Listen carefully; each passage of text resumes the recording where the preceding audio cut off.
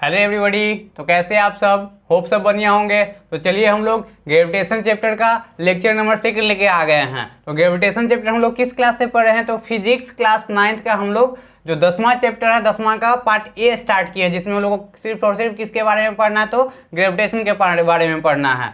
तो चलिए हम लोग आज स्टार्ट करते हैं कि ग्रेविटेशन होता क्या है, ठीक है। फिर ग्रेविटेशनल फोर्स क्या होता है। इस लेक्चर में हम लोग दो चीज कवर करेंगे, एक ग्रेविटेशनल फोर्स क्या होता है, दूसरा ग्रेविटेशन क्या होता है। इससे जो पहले वाला चैप्टर अगर आपको याद होगा, चैप्टर नंबर जो हम लोग 8 स्टार्ट किए थे और 9 स्टार्ट किए थे, तो 8 का क्या नाम था? तो मोशन। चैप्टर का नाम था मोशन। और जो 9 था उसको क्या नाम था? Force and laws of motion. तो चैप्टर 8 का अगर हम लोग बात करें तो क्या देखे थे ना कि मोशन स्ट्रेट लाइन में कैसे किसी भी ऑब्जेक्ट में होता है, ये देखे थे। और सेकेंड जो चैप्टर था, अगला जो चैप्टर था न्यूटन लॉ ऑफ मोशन, उसमें देखे थे कि आखिर कोई ऑब्जेक्ट रेस्ट में रहता तो उसमें मोशन कैसे होता है, ठीक है, यही नहीं देखे थे। या तो कैसे होता है, तो देखे थे कि जब हम लोग किसी भी ऑब्जेक्ट में फोर्स अप्लाई करते हैं तो इट मे बी पॉसिबल कि वो रेस्ट में है तो उसको क्या कर देता था? मोशन में ले आता था। या तो कोई एक पार्टिकुलर डायरेक्शन में वो मूव करते रहता था तो फोर्स के सहायता से क्या करते थे? वो डायरेक्शन को ही चेंज कर देते थे। सही बात है। फिर और क्या होता था? तो फोर्स के सहायता से हम लोग क्या करते थे ना कि किसी भी ऑब्जेक्ट का उसका स्पीड इंक्रीज या डिक्रीज करते थे, यही सारा चीज।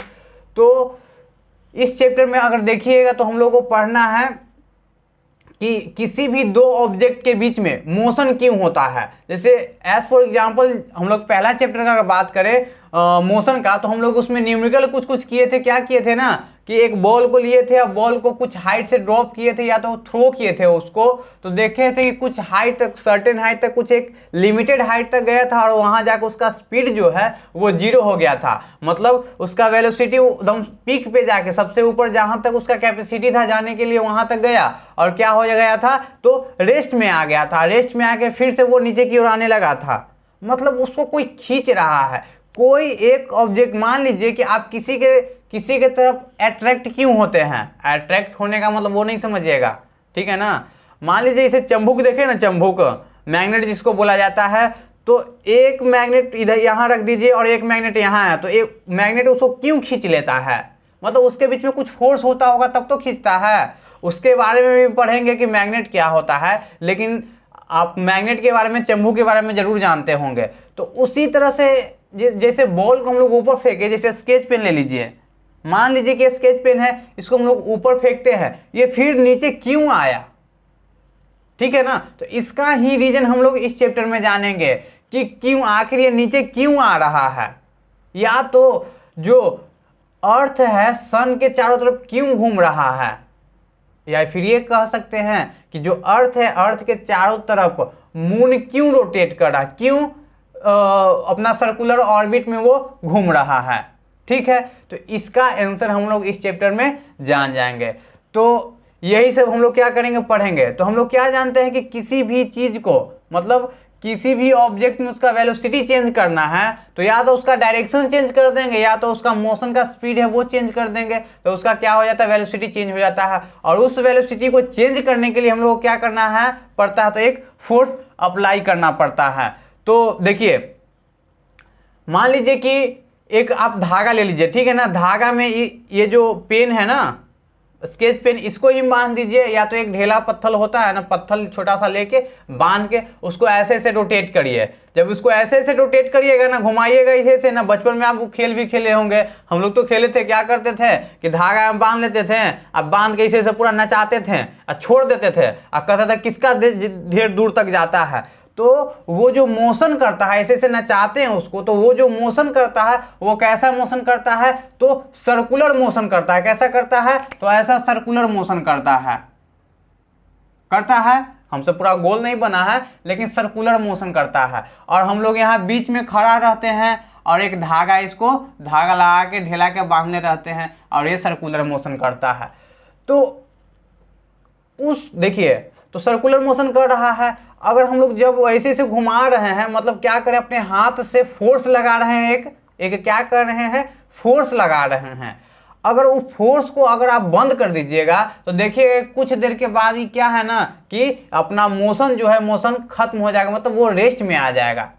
इसका मतलब है कि इस ऑब्जेक्ट में मोशन रखने के लिए, इसको गोल गोल घुमाने के लिए हम लोग को एक फोर्स लगाना पड़ रहा है, फोर्स लगाना पड़ रहा है। और उस फोर्स को, जो हम लोग हाथ से फोर्स लगाएं, उस फोर्स को हम लोग क्या बोलते हैं, तो सेंट्रीपिटल फोर्स बोलते हैं। क्या बोलते हैं? सेंट्रीपिटल फोर्स बोलते हैं। याद रखिएगा, क्या बोलते हैं? सेंट्रीपिटल फोर्स बोलते हैं। और उसका डायरेक्शन किधर होता है, तो टुवर्ड द सेंटर।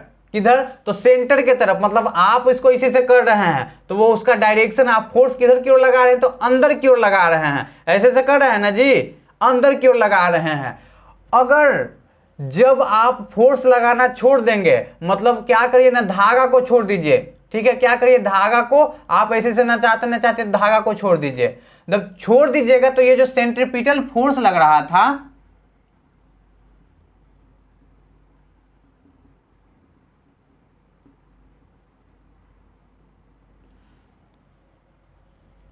तो जो सेंट्रीपिटल फोर्स लग रहा था वो सेंट्रीपिटल फोर्स क्या हो जाएगा, तो खत्म हो जाएगा। जो हम लोग फोर्स लगा रहे थे उसको छोड़ दिए तो फोर्स लगाना ही खत्म हो गया।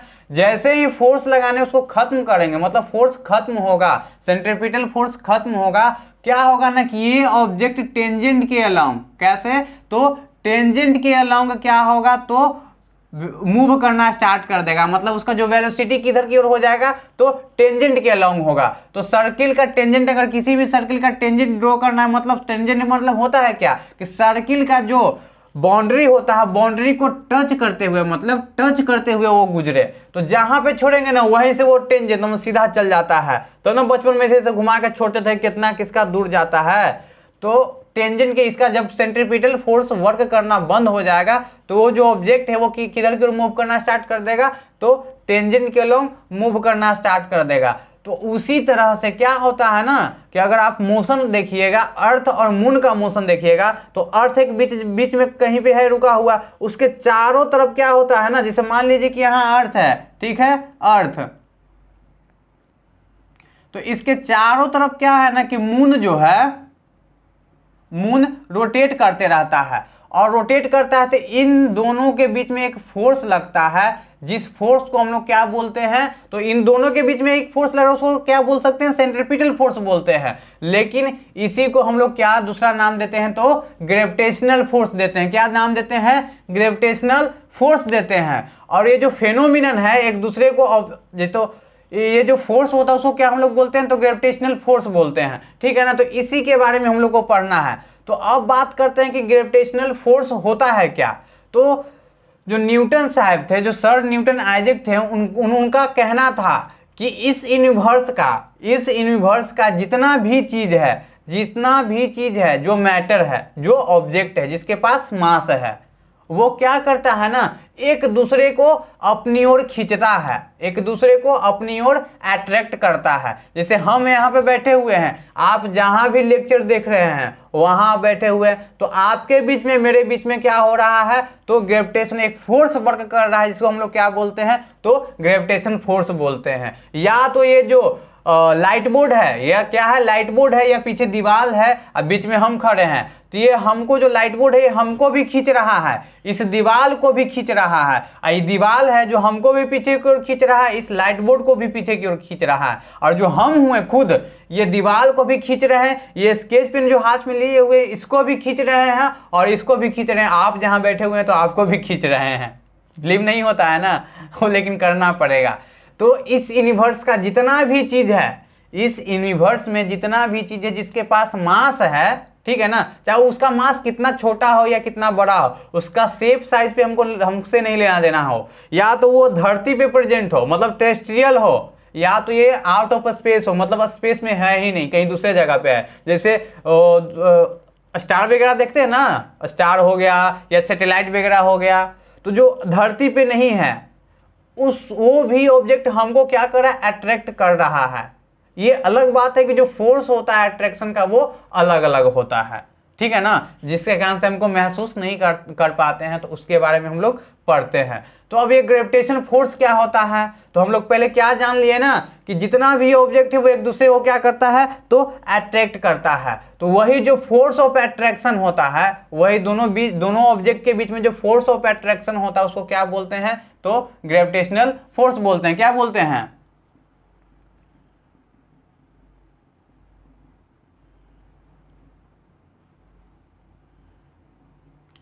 क्या बोलते हैं, तो ग्रेविटेशनल फोर्स बोलते हैं। और अट्रैक्शन का जो फेनोमिनन है, द फोर्स ऑफ अट्रैक्शन, मतलब दो ऑब्जेक्ट के बीच में जो अट्रैक्शन का जो फेनोमिनन है उसको हम लोग क्या बोलते हैं, तो उस फेनोमिनन को हम लोग बोलते हैं, तो उसको बोलते हैं ग्रेविटेशन। क्या बोलते हैं, तो उस फेनोमिनन को हम लोग ग्रेविटेशन बोलते हैं।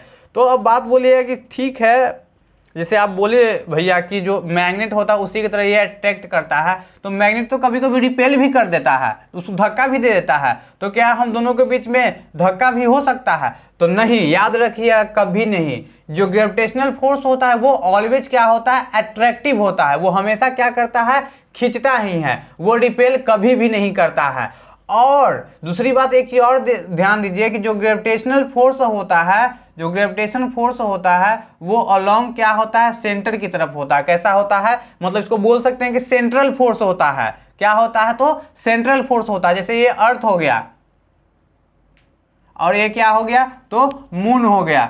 तो जो मून है ना, जो अर्थ को अपने सेंटर की ओर खींचेगा, और ये जो है, जो अर्थ है वो मून को अपनी ओर, अपनी सेंटर की ओर खींचेगा। मतलब ये क्या होता है, तो सेंट्रल फोर्स होता है, ये ऑलवेज अट्रैक्टिव होता है, ठीक है ना। ये शेप, साइज, डिस्टेंस कितना भी बड़ा हो उस पर डिपेंड नहीं करता है, ठीक है ना। उसके सॉरी, ये बात गलती बोल दिए।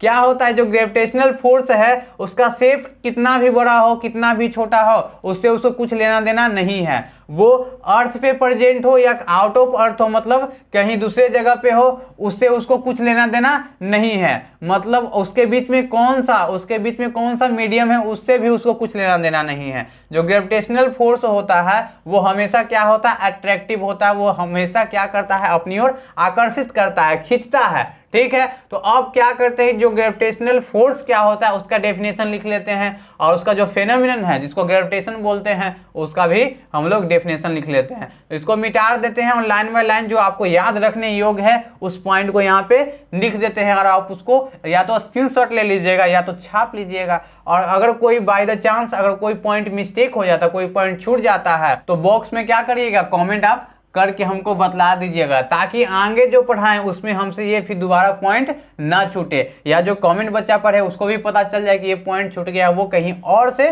पढ़ ले, ठीक है ना। ऐसा हम नहीं कंफर्म बता रहे हैं कि आपको छूटेगा ही। लगभग आपको जितना मेरे अंदर जितना कैपेसिटी है उतना अपना एफर्ट डाल के पूरा जो कंटेंट होता है वो आपको हम प्रोवाइड करने का कोशिश करते हैं। कोई भी, क्योंकि भाई मुझे क्या लेना देना है, मुझे तो आपसे बस प्रेम चाहिए, और मुझे मेरे पास जितना नॉलेज है आपको हम प्रोवाइड करें। तो चलिए इसको साफ सुथरा करते हैं, ज़्यादा बातचीत नहीं।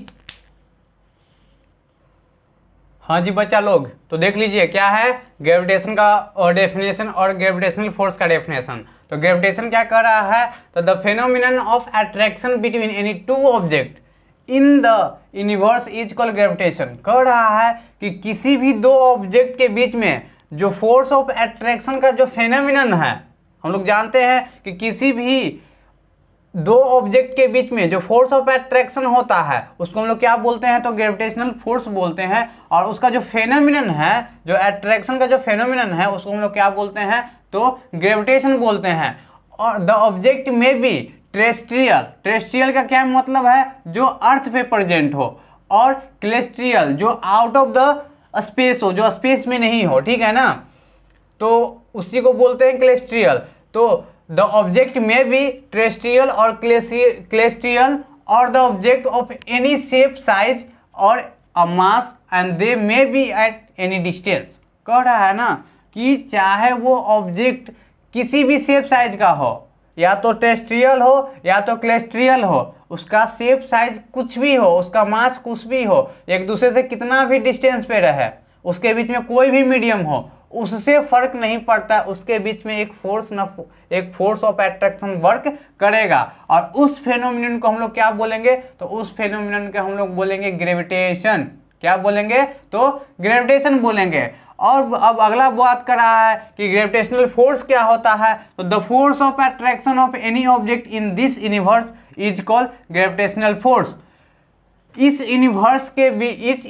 यूनिवर्स में दो ऑब्जेक्ट के बीच में जो फोर्स ऑफ अट्रैक्शन है, दो ऑब्जेक्ट के बीच में जो फोर्स ऑफ अट्रैक्शन है, उस फोर्स ऑफ अट्रैक्शन को हम लोग क्या बोलते हैं, तो ग्रेविटेशनल फोर्स बोलते हैं। जैसे एज फॉर एग्जांपल क्या हो गया, जो मून और अर्थ के बीच में जो फोर्स ऑफ अट्रैक्शन है उसको हम लोग क्या बोलते हैं, तो ग्रेविटेशनल फोर्स बोलते हैं। अब अगला बात कर रहा है तीसरा पॉइंट कि this force is always toward the centre and attractive in nature. अब ये जो फोर्स होता है, ये हमेशा क्या होता है, तो अट्रैक्टिव इन नेचर होता है। वो हमेशा अट्रैक्ट करेगा, क्या करेगा, हमेशा खींचेगा, और ये सेंटर के टुवर्ड होगा। इसका जो डायरेक्शन होगा वो किधर होगा, सेंटर के टुवर्ड होगा। तो वही बोल रहा है कि this force is always toward the centre and attractive in nature. ये हमेशा टुवर्ड द सेंटर होता है और अट्रैक्टिव इन नेचर होता है। तो ये हो गया ग्रेविटेशनल फोर्स के बारे में। और जो ग्रेविटेशन का जो फेनोमेनन, ग्रेविटेशनल फोर्स मतलब जो फोर्स का जो फेनोमेनन है, अट्रैक्शन का जो फेनोमेनन है, उसको हम लोग क्या बोलते हैं,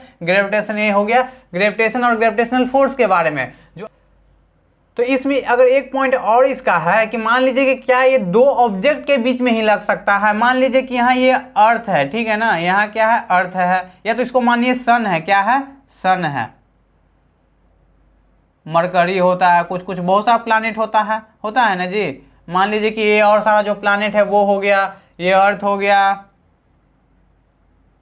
ये क्या हो गया, मून हो गया, ये वेनस हो गया, ये जुपिटर हो गया। देखिए ऐसे ही हम रेंडमली बना दिए, ठीक है ना। तो मान लीजिए कि ये सन हुआ, ये अर्थ हो गया, ये मून हो गया, क्या हो गया, मून हो गया, ये वेनस हो गया, ये जुपिटर हो गया। तो क्या जो सन और अर्थ के बीच में जो फोर्स ऑफ अट्रैक्शन, उसको तो हम लोग ग्रेविटेशन फोर्स बोलेंगे ही, लेकिन मून और अर्थ के बीच में भी एक फोर्स ऑफ अट्रैक्शन है, उसको भी हम लोग ग्रेविटेशन फोर्स बोलेंगे। तो क्या जो ग्रेविटेशन फोर्स है हमेशा दो ऑब्जेक्ट के ही बीच रहेगा, तीन ऑब्जेक्ट के बीच में नहीं लगेगा? तो नहीं लगेगा। ये जो मून है, मून को भी सन अट्रैक्ट करेगा और मून भी सन को अट्रैक्ट करेगा। उसी तरह जो मून है, मून को वेनस भी अट्रैक्ट करेगा और वेनस को अर्थ भी अट्रैक्ट करेगा। इस तरह का चैन बनते जाता है। जुपिटर को भी मून अट्रैक्ट करेगा, जुपिटर को सन भी अट्रैक्ट करेगा, अर्थ भी अट्रैक्ट करेगा, वेनस भी अट्रैक्ट करेगा। उसी तरह से मतलब एक चैन बनते जाता है, एक दूसरे को सब अट्रैक्ट करता है, ठीक है ना, एक दूसरे को सब अट्रैक्ट ही करता है, खींचता ही है। लेकिन कौन खिंचाता है ये उसके स्ट्रेंथ पे डिपेंड करता है कि कौन कितना ताकतवर है। जिसके पास जितना ताकत होगा उसको खींचेगा अपनी ओर, है ना। तो वही बात है कि अब जो ये स्ट्रेंथ है वो किसके ऊपर डिपेंड करता है, वो भी हम लोग आगे की जो लेक्चर आने वाला उसमें हम लोग डिस्कस करेंगे। तो यही हो गया ग्रेविटेशनल फोर्स के बारे में। और ये देख लेंगे हमेशा दो ऑब्जेक्ट के बीच में नहीं, मतलब ये डिपेंड करता है कि उसके आसपास कितने ऑब्जेक्ट है, जितने ऑब्जेक्ट है सब उसको खींचना चाहेगा और वो भी सभी ऑब्जेक्ट को खींचेगा। मतलब जितना फोर्स ये लगाएगा उतना ही फोर्स ये लगाएगा। अब बात रहा क्या, तो फोर्स का स्ट्रेंथ क्या होगा वो हम लोग आगे के लेक्चर में डिस्कस करेंगे। तो अगला जो लेक्चर आने वाला है, लेक्चर नंबर 3, उसमें हम लोग क्या देखेंगे ना कि Newton universal law of gravitation, जो न्यूटन साहब थे उन्होंने एक यूनिवर्सल लॉ ऑफ ग्रेविटेशन दिए थे, उसको हम लोग क्या करेंगे, डिस्कस करेंगे। तो आज के लिए बस इतना ही, फिर मिलते हैं अगले नए वीडियो में। तब तक के लिए बने रहिए अपने इस चैनल रात्रि कक्षा में, और लाइक शेयर सब्सक्राइब करना कभी मत भूलें।